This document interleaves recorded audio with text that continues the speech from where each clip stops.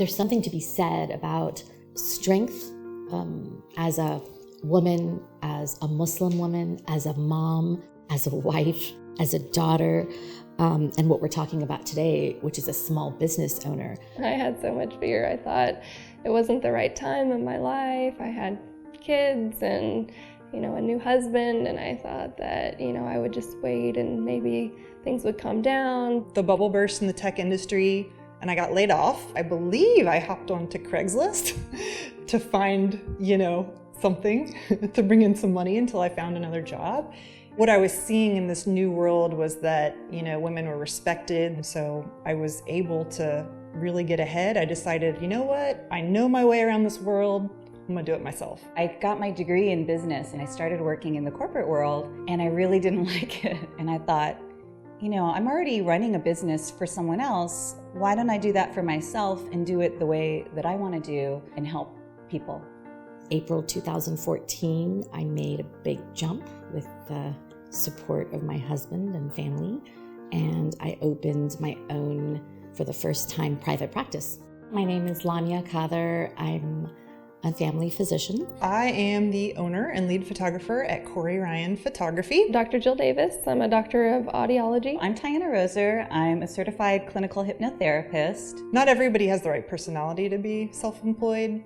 I think the biggest challenge is I was not prepared entirely for the non-medical part of having a practice. We're not taught how to run a business. And I think that's probably the biggest challenge for me, is that no one could ever tell a small business owner how hard it really is. You have to do your own marketing, you have to do your own records, and you have to do your own accounting. And I felt very overwhelmed, and I'd have all of this time and then not get anything done. The biggest challenge was just trying to get people in the door. Really wanted people to know who I was and what I did. And so it creates some stress when you're worried about how you're going to pay the bills. Being your own boss and not sleeping in until 11 a.m. every day when you could, and dedicating a certain amount of hours every week to getting your business ahead. Having kids, juggling all that.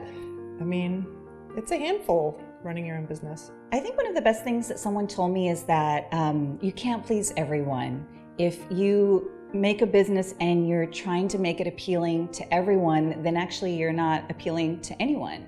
It needs to be specific. You need to have a brand, a specific way that you want to put yourself out in the world. It should be something that you're passionate about. Not having an ego, understanding that as a creative, I still am serving my client and I want them to be happy, has really paid off in the long run. Because yes, I can give you that wow image, and yes, I can push the envelope creatively, but I'm also going to take care of you as a client.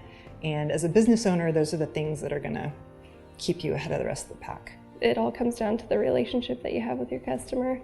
I feel like I provide a service to them and that they're more my family than my patient. We treat our patients like our family. I always wanted to be that community physician that people would always trust and rely on, and be approachable so that people could talk to me about anything. And I think that's what I've created. So, this isn't a question. We have a picture of you from when you were younger. I want you to just spend a minute with this little girl here. That's a long time ago. Did you do that on purpose? And I want you to tell this young person whatever it is she needs to hear. What does she need to know? This is kind of heavy because my daughter looks a whole lot like me. Being fearless is probably the best advice that I can give. There's so many things to worry about, to compare yourself to others on social media.